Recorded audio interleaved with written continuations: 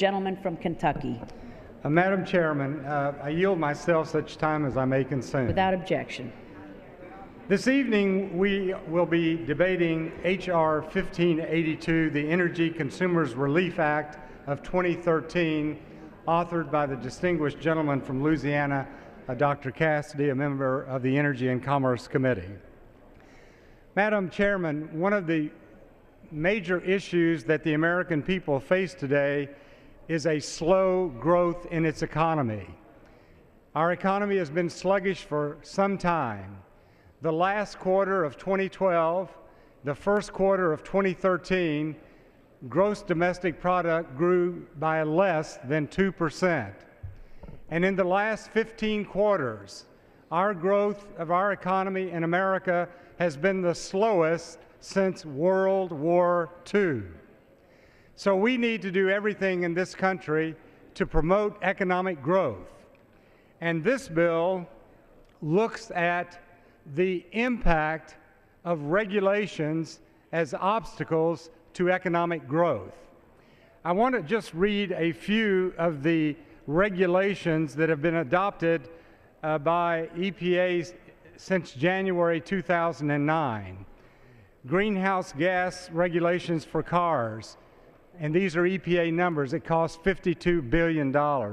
Greenhouse gas standards for cars 2017-2025, $144 billion. Greenhouse gas standards for trucks, $8 billion. Utility MAC, $9.6 billion annually. Boiler MAC, $2.2 billion annually.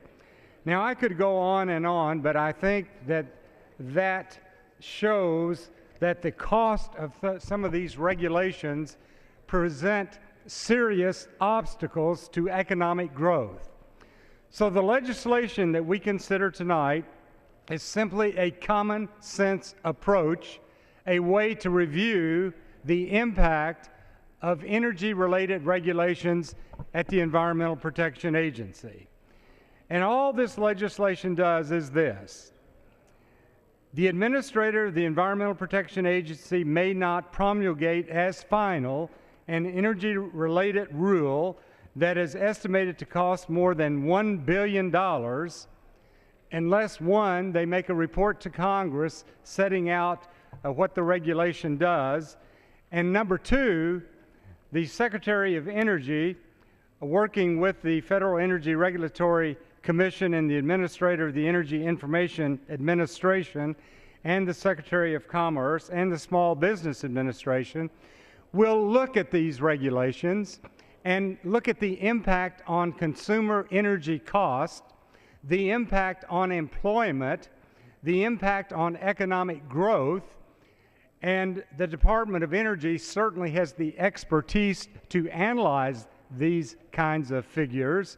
And if the Secretary determines that it will be harmful to economic growth, then the Secretary can actually stop the regulation from taking effect. Now, the good news is, at that point, EPA could go back and redo the process. But I can tell you from my personal experience of working with people in my district who are affected by regulations every day, most people genuinely believe that there's not anything wrong by having other government agencies review the impact of the cost of regulations on the economy, on jobs, on the price of fuel. And that's precisely what Dr. Cassidy's bill does. And I think it's a common sense approach, something that the American people need as additional protections. And with that, I would like to reserve the balance of my time. The gentleman from Kentucky reserves.